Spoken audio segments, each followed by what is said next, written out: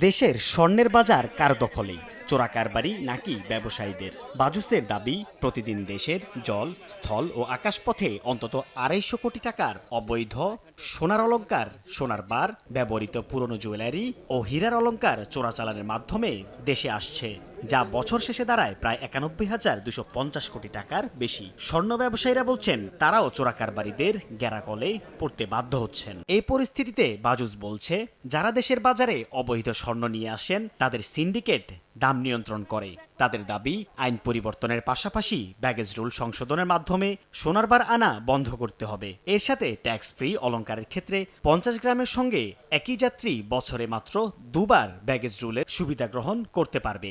এতে কমবে চোরাকারবারিদের দৌরাত্ম্য। বাংলাদেশের সঙ্গে ভারতের ৩০টি জেলার সীমান্ত আছে, যার মধ্যে সোনা চোরা চালানের রুট হিসেবে দেশের ঝিনাইদহের মহেশপুর ও চুয়াডাঙ্গার দর্শনা সীমান্ত রুট অন্যতম।